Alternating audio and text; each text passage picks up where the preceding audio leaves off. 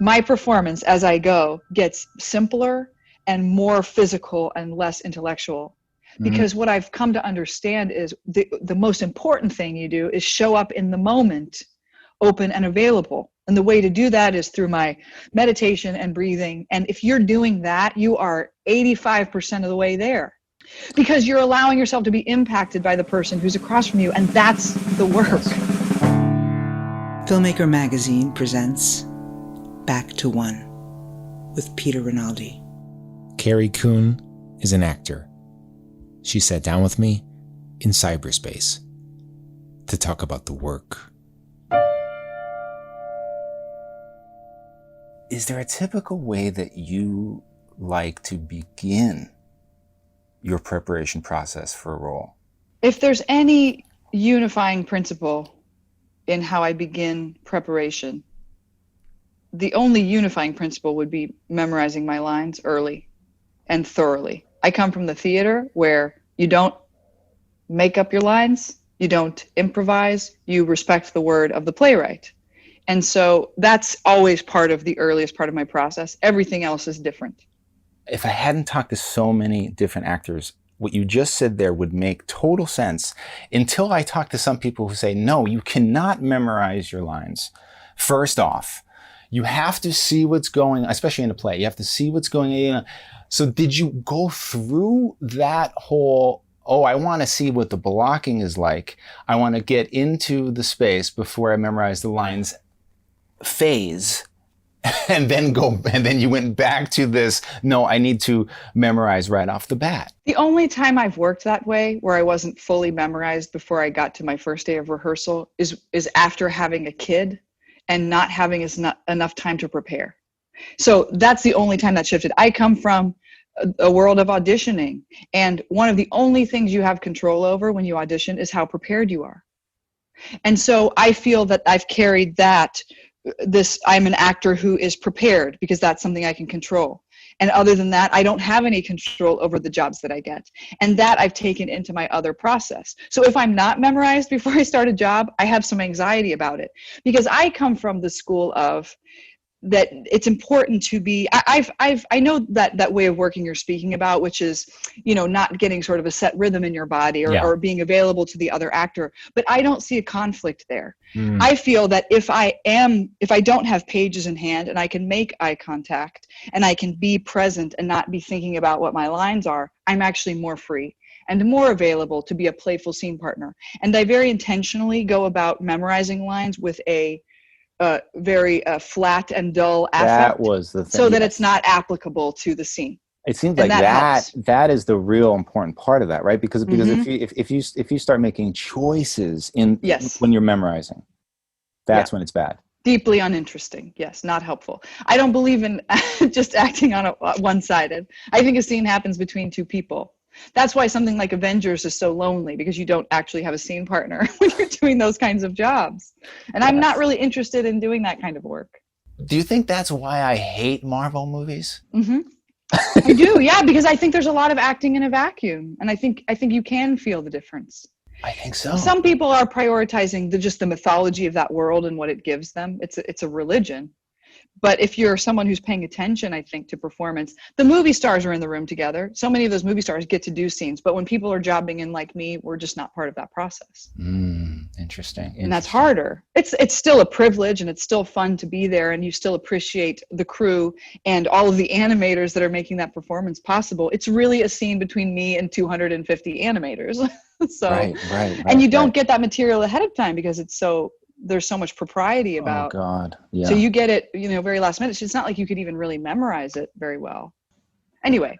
There's been a real strange phenomenon happening with this show where, and maybe it's not just with the show, maybe it happens in life with people, and I just don't notice it because I'm not asking for it, which is that every time I think of something very deeply about this work, about acting or filmmaking, an actor comes on and talks about that. And if that happened a year earlier, I wouldn't be ready for that. It's weird, right? It's this Strange thing. So lately I've been thinking about, I think my problem is that I am not connected to my body. And then here I am preparing for you.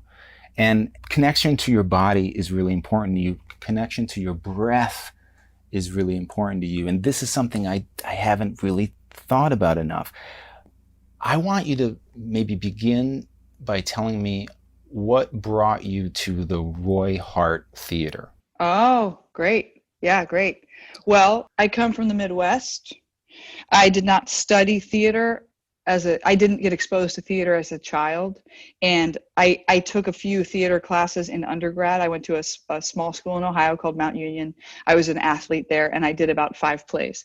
And I took some of the acting classes. Department, very small. Theater, very small. And I happened to do the auditions for grad school, the URTA auditions, the University and Resident Theater auditions, which I think still exist. And I got in. I was the last person they accepted at the UW Madison, Wisconsin program. And my voice teacher, the program was really in flux, as programs often are.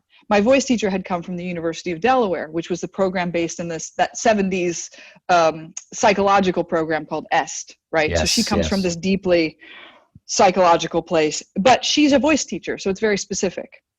And I should say, this is something I spoke about publicly for the first time a couple of years ago, but I was also a profoundly sick compulsive skin picker my whole life.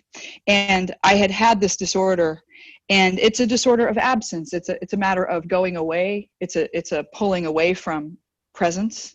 It's a very inward seeming activity. And it's when I'm bored, it's when I'm hungry, it's when I'm tired, it's when I'm anxious. It's my coping mechanism. It was a coping mechanism that served me well when I was a child and got aberrant as I got older. And it was taking up a lot of my time. And it was related to a lot of other issues I had about lying and the way I grew up. And so there was a lot to unpack when I got to graduate school. And I was really peaking in terms of my psychological disorder in my 20s, like everyone is. I just happened to be in this bubble of a program where I could bang around a little more safely. I had come from the Midwest, which is all sort of chest breathing and voices that are not rooted in our bodies. And there's an epidemic of disconnection from the body in America. And yes. I came straight out of that. My family sounds like pirates. We all have these voices that are up in our noses. And so I didn't know I had a regional dialect. I had a little bit of a dialect, and I didn't know that I was talking from my neck. And I didn't solve all of that in graduate school, but my teacher had studied with the Roy Hart people. So she brought some of that Roy Hart work, which, if people don't know, Roy Hart had vocal range that was off the piano on both sides. And he worked with a doctor to try to understand why babies can scream for hours, why men who are dying, because they started their work after World War II, can scream for hours and not lose their voices. But actors and performers have this vulnerability. And he didn't believe in it. And so he pushed through it, and he discovered that his voice was so much more robust than he expected, and that human beings could make all these interesting sounds, animal sounds, and the tube and throat singing, which is multiple tones at one time.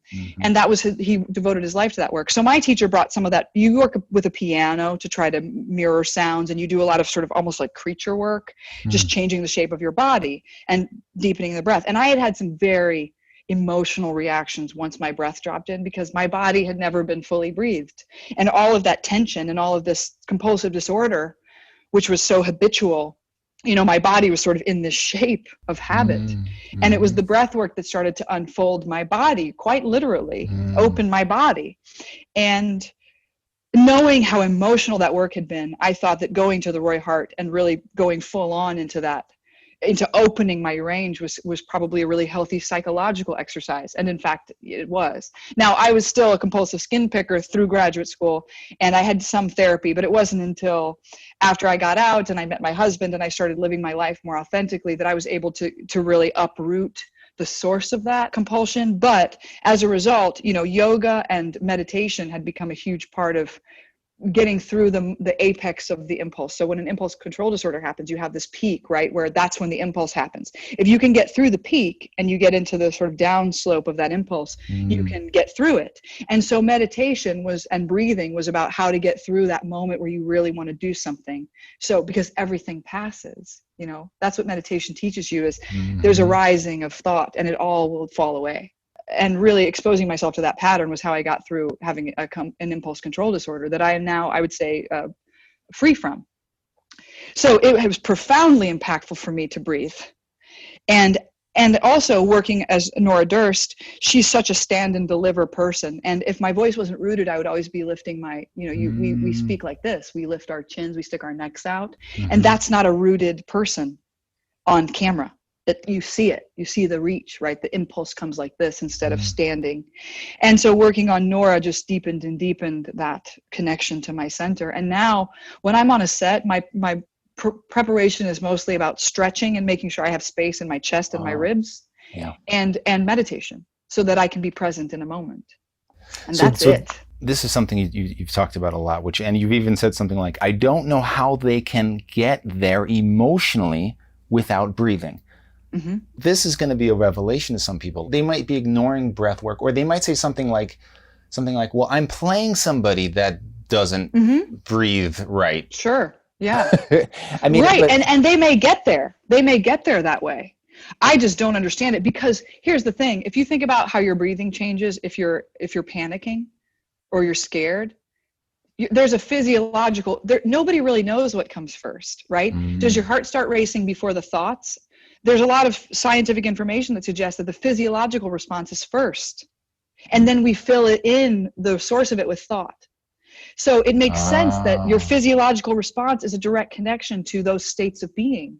You don't think your way into those states of being. Your body puts you in those states of being. And that's a really great way. That's why, I've done it. You see actors doing push-ups before they have to be scared. You've been acting on a film set for 10 hours, and now you have the peak of your emotional climax at 2 a.m. How are you going to put your body in that place when you're tired? There are some easy ways to do it. And I think those are just really helpful shortcuts, frankly. But also just, it's the key to, really listening. If you're not breathing, I just don't believe you're really listening if you're not breathing.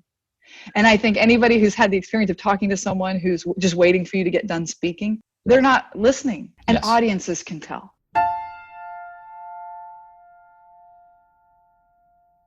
When you were playing Nora Durst in The Leftovers, you did not have children yet. Correct. And you were playing a woman who lost her family. And you've talked a lot with great reverence about this book that you were using called Wave. And you carried it around on set. And just to make this question even longer, when I was 19 or 20, these people came to my house to film a movie, to my apartment, and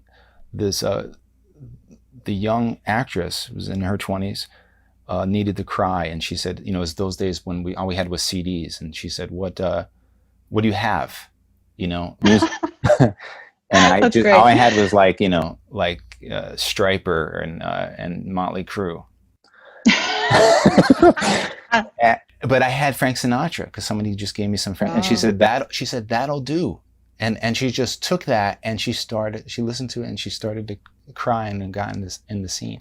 Now that, I don't want to compare the two, because what she was probably doing was just randomly crying, which we can have a whole other discussion about. But I want to know if that book was just that kind of, though, like touchstone, where you were touching grief, this massive grief. Like you were saying, you would just open it up to a random page and read something. But I want to understand that, because it doesn't seem like just anybody can do that, though. If I picked up that book, I'm not sure that I would be able to get there, and so there has to be something like that. You're that being anyway, and this is a touchstone thing that was leading you into a greater experience of that grief. I think actually the story you tell and what I was doing, how I was utilizing that material is actually the same, because ultimately I think the root is empathetic. I think the training that we do is about keying into our empathy, and it doesn't have to be specifically directed. It can be empathy for yourself. A Frank Sinatra song can make you cry because it reminds you of the breakup you just had. It's whatever you have access to in that moment. When people talk about being a method actor, Stanislavski advocated, it's called substitution, right? You imagine it's your mom instead of your scene partner. Now, some people say, well, that would remove you from the scene. And I think it's difficult to talk about those techniques in a way that feels truthful psychologically. I don't know. I think there is something ephemeral about the process that's hard to pin down. But ultimately, my experience was, you read this book, and this book is so spare and unstinting. She's an economist, and she's written very economically. So every paragraph is loaded, because there's not a lot of filler in this book about grieving. That's why you can open it to any page. And if you have read the book and opened yourself up to the possibility of relating to her experience, you can't not be moved by it. It's like when you listen to when you hear those videos of or phone recordings of kids in those cages at the border crying. Mm-hmm. People can't listen to that stuff because it's too painful. And that's what the experience of reading that book is like. So we all have access to that possibility. Whether or not you can cry when you listen to it is different, but that is part of the skill maybe. But it really is about opening yourself up to that experience in a empathetic way. It is a touchstone, right? It's image work, basically. I mean, she talks about cleaning out her husband's office after returning to her home, being away from it. I think it was 5 years before she could walk in the door, going up to her husband's desk and seeing that he'd written a check for their kids' lunches. And just, that is so loaded with information, right? It was one of those mundane tasks that they probably fought over who had to take care of it, right? It's her husband's handwriting. It's a checking account that's probably just sitting unused, or something they shared, memories of when they decided to join their finances. I mean, the most mundane details are all packed into this image. And any one of those images could have existed for Nora Durst, right? Mm-hmm. Nora Durst could have pinpointed any one of those moments in her own life that feel mundane, but are actually now incredibly precious and loaded. And that's why the book was so impactful for me. Again, as a woman who hadn't actually had children, and as the closest amalgam to Nora's experience. This woman lost her parents, her 2 children, her husband, and her friend's parents in an instant. And anybody can, I think, relate to the anxiety of something being torn away from you right in front of your eyes, and the shock of it. So I do think it's empathy. Yes. And I was laughing there because I was almost getting emotional. Just thinking about it, right? Yeah. If you really let yourself think about it. Yes. And but you said something that I think is important, which is that because this woman actually lost her family, that is important, because that, and then it's not just about it being this random kind of emotional place you're allowed to get into because of what you're connecting image wise. Because what it is, it's weighing on you differently, right? I mean, yes, I have a relationship to my original experience of the story. I think you've really hit on something interesting. I had an emotional experience of reading that book. So you could argue that what I'm actually tapping into is my own emotional experience of the first time I experienced the book, as opposed to my more profound understanding of her loss, which is actually a much bigger thing to carry. Right. So I think maybe you've made an interesting distinction there. Well, and just as you're saying that, I don't know if you saw Normal People. Not yet. I've read the book, but I haven't. I have to watch it because my friend Rose, produced it. Don't let me ruin it. But Paul Mescal has an important moment in it, and he was on the show, and he talked about how he was having a hard time, and the way he connected was remembering what he was like when he first read that passage, like you're saying. Yes. And that is interesting. Yeah. It's you're connecting to yourself. Yeah. And sometimes it can be, this maybe takes us into a whole other thing, but there are times, because The Leftovers was so profoundly about grief, but also about mortality, that one of the best ways to key into that connection is to look around the room at the people who are in the room, the crew. Wow. And if you really take people in and think about that they were children once, that they are all going to die.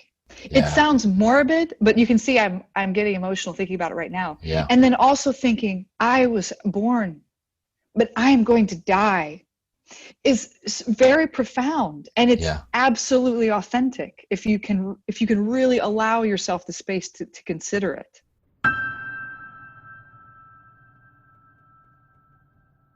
Talking to you now, I have hit the trifecta of honeys. Oh, good for you! Of the century. It's a good club. Mireille Enos, Imogen Poots, and now Carrie Coon. We're talking, of course, about the character of Honey in Who's Afraid of Virginia Woolf. When you guys were going down the path of putting that on, there was an idea that this was going to be, we're going to do this differently. We're going to do this as if it wasn't ever done before. Like you said that before. Mm-hmm. Was that uttered? Like were people actually saying that? Was there like, does that put more stress on you? When you hear that, do you go back and look at all of the honeys and say, I'm going to avoid whatever they're doing? It seems like a dumb thing to do. I mean, how do you approach that idea that's a little bit out of the work, which is like, we're going to make this different? Well, and it's funny you put it that way. It was actually more like giving me permission to not worry about the other honeys. Because if you're doing a play for the first time, those other honeys don't exist. Yeah. And Pam McKinnon, our director, was very close to Edward Albee. She had been sanctioned by him to direct his work. He was notoriously challenging and very picky about who he allowed to direct and act in his pieces. In fact, I had to submit my hip measurements to be approved to be honey. I mean, he was still controlling casting to that degree. Oh my God. So yeah, she had to be slim hipped, which thankfully I am. Yeah. And so for me, it was more about the fact that we were just going to tell this story. We were going to tell the story as it was written on the page, because what had happened to Virginia Woolf is that it had rightly become a showpiece for actresses, for the Marthas. Yes. It had always been embraced as this harridan, right? There's this woman a great stage actress is going to come in and tear up the stage. But that's not what the play is. If you go back and read it, it's a love story. It's equally balanced between George and Martha. You could even make the argument that George is actually the protagonist because he's the one that's fighting to save the marriage. And it just rebalanced the storytelling. That's all it did.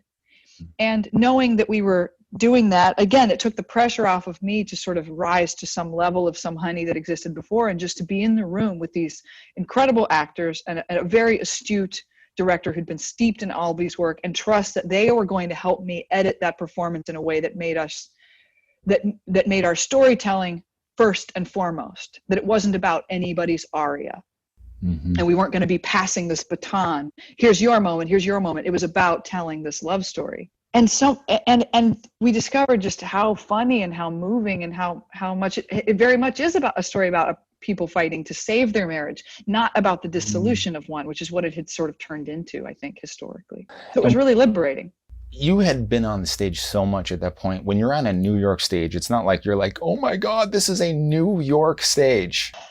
Or was it? It was. I mean, those Broadway houses are very specific. There are no theaters that look like they look. You know, to go into the booth and to go up into the balcony and those velvet seats and look down was very moving. And the shitty old dressing rooms, they're the shittiest, oldest dressing rooms.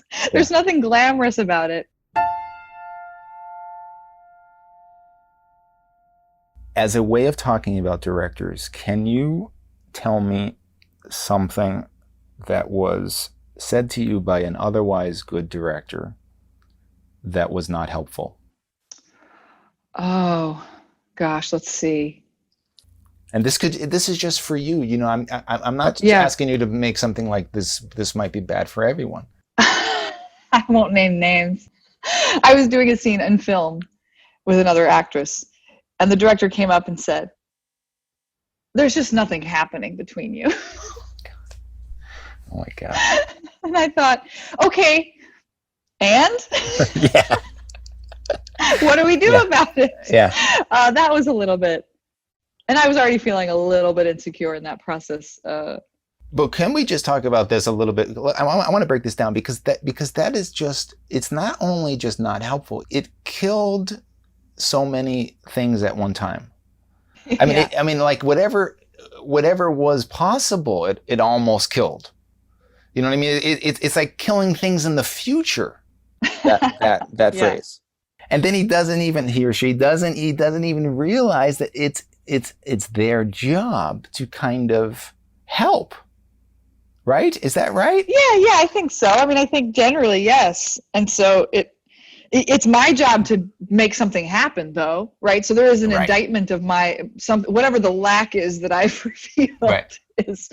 But yes, it's like, oh, then clearly we probably need a little help in this moment, whether it's based in, the way the scene is structured, whether it's about the language of the piece, whether it's about the conditions were actually pretty extreme in that moment as well. Uh-huh. And I can't necessarily I don't remember exactly then how we moved past that moment, but I can say something that's helpful for me that might be helpful to other actors who are in this position is that there are so many things going on, and to take it personally is deadly. Yes. It's deadly. And so if you're a director, I suppose being aware that more often than not, actors might be, because they're in a vulnerable place, they're going to take things personally. Yes.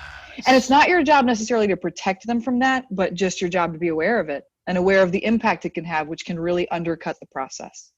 And actors have to work on not taking things personally. Yeah. That's our work. Our work is that. And directors just have to be aware of the consequences of it. Yeah. It's so hard though doing that, because we were just spent a while talking about how you're trying to personalize things. Right. Yeah, that's right. Mm-hmm. It's like part of the job is making things personal. Yeah. And like literally looking around, like you said, and looking at the faces around you and personalizing them.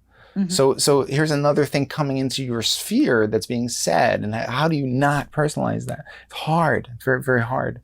You were in a place, and you're probably still in a place, to be picky about what you're doing next. So tell me what was attractive about The Nest and Sean Durkin, as the writer director of that, and what it was that made you think, okay, now this is going to be worthy of my time and effort. Well, first of all, the reality of the business is that The Nest is one of the first opportunities I've had where I've been offered the lead in a feature film. So that's number one, is that I'm actually being asked to play a leading lady as opposed to a supporting part. So that's the first thing that's interesting about it, is that you're actually asked. And I had met Sean casually at a friend's brunch in London the day after Brexit, actually, at his first outing when he'd had a newborn. So I met Sean when he was in a very vulnerable place in his life, and he's a lovely and smart and thoughtful man. And I had really enjoyed Martha Marcy May Marlene, and had friends, at least two personal friends who'd worked with him, and really liked the experience of working with Sean. And Sean's work presents as though he's an auteur European director. I don't think his work presents as American, right? He doesn't feel like an American director to me. And so when I read the script, and Rose Garnett, who now runs BBC Films, was my connection to Sean, and she was the one who really championed me for that part, because she likes my work. And I had never seen a script like that before, because it was about an egalitarian marriage in the 80s, when traditional marriage, I think you could argue, was the most common iteration of what you would see depicted.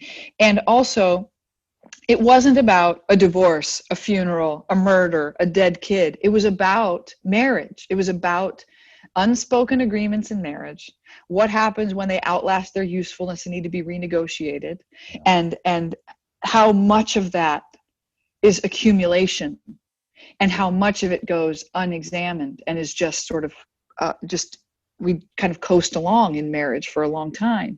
And that the things that happen in the film don't necessarily end the marriage. They just force this reckoning in it. And I hadn't really seen anything quite like that. So often we deal in extremes. And as a woman, it's so often, I can't tell you the number of dead kids I get offered. Like, oh, here's a mom who's lost her child. I get that script 3 times a week. Just a It's like, I've already done it. Kids. I've made all those faces. I've said that before. You don't need to see me make those faces again. But so it was something I hadn't seen before. And because Allison, in her own right, it also wasn't just the traditional role of the put upon wife. She's an entrepreneur. She's standing up for herself, for her marriage. I think you glimpse in that film that they're good for each other, actually. That when they met, they were good for each other. Right. And they had fun, and they were probably fun to be around, and people liked being with them. And the relationships between the family members were super specific. Unfortunately, because of the way the film must needs be edited, we lost a lot of the performances of Charlie and Una, which were great performances. And I thought the sibling relationship was really special. But when you learn a lot when the film gets made, how that story needs to be told most efficiently. And Sean's really good about that, and I trust his decisions. But I miss some of those moments I know we captured, because those kids are great. So I just really admired the specificity in that script. And And again, I was asked to do it. So that goes a long way with me being wanted, like any human being. It's just shocking that you don't have a pile of offers of feature. It's shocking. Well, you know, I'm at the top of the B list or the bottom of the A. So like 10 actresses have to retire before I get those offers. And that's okay. I mean, I still have to fight for things and audition for things. And so when somebody does come knocking, like Jason Reitman did for Ghostbusters, it's always shocking and flattering. And I'm much more likely to consider the part or probably just say yes. Right. I get a lot of offers to be the lead in independent films. I don't want to discredit those offers. It's just they're not always a good fit. You know, they're not always either for my life or what I'm looking to do in my work to challenge me. You're doing something in The Nest here that it feels like this character is mysterious multitudes. There's something mysterious going on in your choices that are like fascinating. You can't take your eyes off it. Oh, thanks. But I want to know, like, at what point do you enter that layer in? Is some of that stuff just in the script, or is this even a thing that, like, are you even like, I have no idea what you're even talking about? On some level, yeah. On some level, I don't, because of course my work occurs to me, I'm sure, very differently than it occurs to you. Exactly. So when I watch The Nest, it's a very different experience. I would say, you know, with the feedback I hear you giving, I would be inclined to say that it's in the script, mostly because I know how little time I had to prepare. I had an 8-month-old baby. You know, I started training on horses like 3 weeks after my C-section. I was really panicked because I didn't feel like I'd had enough time to inhabit her psychologically. And because it's not something you can't study a woman's psychological profile in a marriage in the 80s. That's not really something that's easy to access. I mean, I grew up in the 80s. My parents had an egalitarian marriage in the 80s, so I had that experience, but they're not Allison and Rory. And so for me, all I could do was practice riding horses and read the script and memorize my lines, and then show up trusting that Sean knew what he wanted, and he did, and that he'd cast it beautifully, and we had a wonderful rapport. And so there was a feeling of family and the experience. I think if you had all my castmates here, we would all agree that it was really special. And maybe people say that all the time, but it just felt there was a lot of ease in our rapport. And that went a long way into creating whatever you see. And Sean's relationship with his DP, with Mateusz, who's a wonderful DP, Hungarian, works with a lot of really wonderful Hungarian filmmakers as well. They had this silent communication that I've never experienced before, where they'd both be standing by the camera and they would look at each other and sort of turn back and not speak. And then they would make a decision. And it was so interesting because we started to catch it. Mateusz would just say, Carrie, and he would point, and you'd say, yes. It's like, how did I know? So there was almost this weird telepathy going on in that process. And so I have to give some credit to that, whatever that mysterious communication is probably part of what you experience in that film, because it was new to me. I'd never had an experience like that before. So I'm telling you that there's this mysterious thing that I want to go back and watch in your performance. You're getting accolades. Does this mean that you're never going to be going through preparation work again? Maybe because I want to have a second kid. No, you know what it does is the longer, if anything has shifted about my preparation, I would have been considered in graduate school a very intellectual actor. My teachers would have said, "Oh, you go in through your brain," and I've always been a big researcher. So, for example, I'm preparing for the Gilded Age right now, and I'm doing a lot of reading because I like it, because I liked being a student. And one of the things I love about being an actor is that it invites me to learn about things that I didn't know about before. So I'm doing a lot of just like reading about biographies and historical novels, and also reading all my Edith Wharton, and I'm reading Portrait of a Lady again, which is a book that I've always loved. And I love Henry James. He's one of my favorite authors. So it's such a wonderful invitation to be invited into that world. And yet my performance as I go gets simpler and more physical and less intellectual. Because what I've come to understand is the most important thing you do is show up in the moment, open and available. And the way to do that is through my meditation and breathing. And if you're doing that, you are 85% of the way there, because you're allowing yourself to be impacted by the person who's across from you. And that's the work. Yes. Yes. And so in some ways, as long as I know my lines, I'm going to be okay. And then if I can be open to what a director's feedback is, and I can shift. And I think that's one of the skills I've always been good at, probably because I'm a middle child who's had to adapt myself to get along and harmonize my family dynamic. I'm really good at taking that feedback and making an adjustment. I'm an empath, and I'm a chameleon in that way.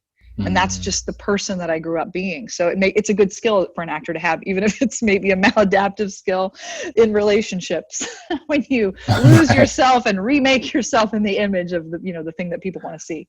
And so yes, I think my it's just gotten to the place where I can trust that being present is almost enough.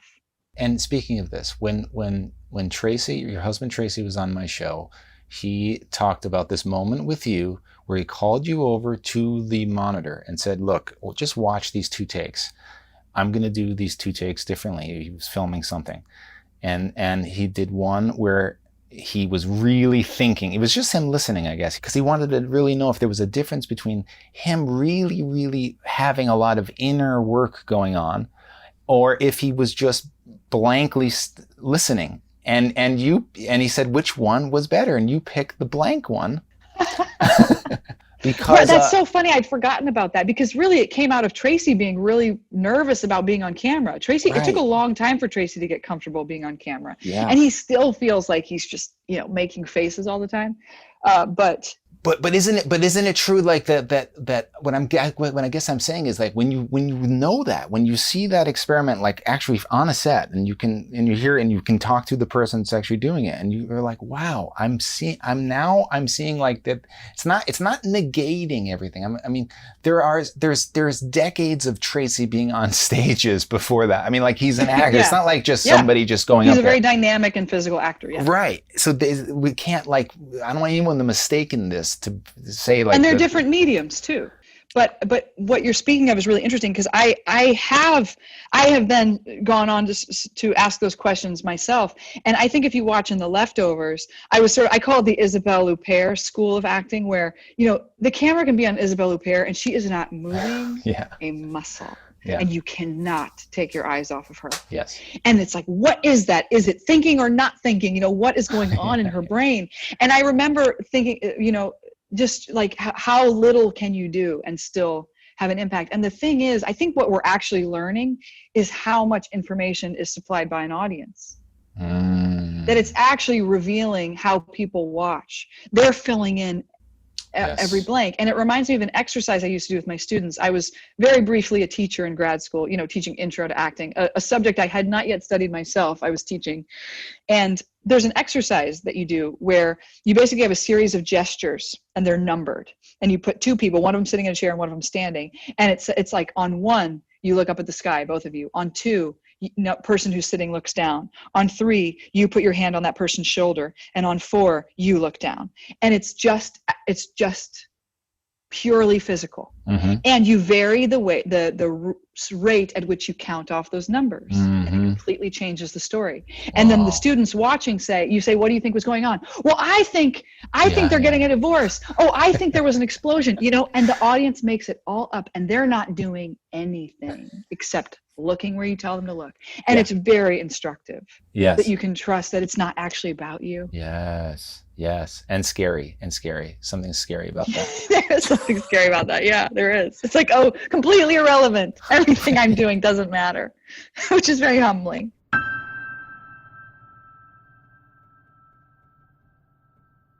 Is there anything that you do to feed the work when you're not working? Mm-hmm. I think being married to Tracy, who's a writer, has taught me the importance of filling up the well. And also just getting older and having more responsibilities as a mother and a wife has taught me how getting depleted can impact the work that you're doing.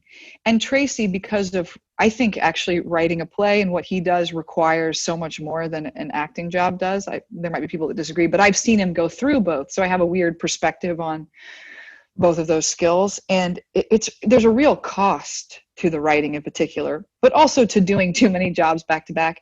And we have this incredible film collection. Tracy's a cinemaphile, as I'm sure you probably learned in your interview. And we have, I have 8,000 Blu-rays in my basement and a 4K projector, and my husband can't live without it. And every night of this quarantine, we've been in the basement seeing a film. And it's really inspiring. I mean, last night we watched Cremator, which is a film from 1969. Watching that, we've watched a lot of foreign film, and I think a lot of people miss out on Portrait of a Lady on Fire is a great example. A lot of people who watch Oscar movies, they skip the foreign films, and it was such an astonishing year in foreign film. Yes. So I'm feeling very inspired and thinking about the possibility of working with like Celine Sciamma on something in the future. Like I'm in a position now where I can actually maybe have my agents call someone and say, I've got my hand up. If you're ever looking for an American actress, it's me. Yeah. And it's lovely to be able to experience these filmmakers and know that maybe there's a possibility someday we could actually work together, or at the very least know how high my bar is for material and keep waiting. You know, it reminds me that I can be patient and wait for something that's worthy, because they're so profound when I see them.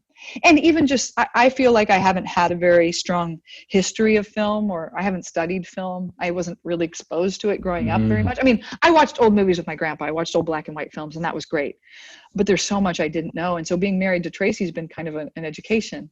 Yeah. And that's the way I think in our house, aside from also we're both big readers. We spend a lot. I believe in reading books. I've actually had to take a vacation from fiction for a while everything was happening in the world, but I'm just tiptoeing back into fiction again, because it feels like not just a guilty indulgence. It feels vital in a way that I didn't feel like I had room for it 8 or 10 months ago. So that's how I do it. I read, and I also take time for my meditation and remind myself how to do that, so that when I get back on a set, I'm able to just, breathe and be present, because it's easy to lose touch with that muscle. Carrie Coon, thank you so much. Thank you, Peter. It was so fun. It was fun to talk process. It's nice. We miss it. Back to One is a production of Filmmaker Magazine, which is a publication of IFP, the Independent Filmmaker Project. Listen to back episodes of this podcast at filmmakermagazine.com or wherever you get your podcasts.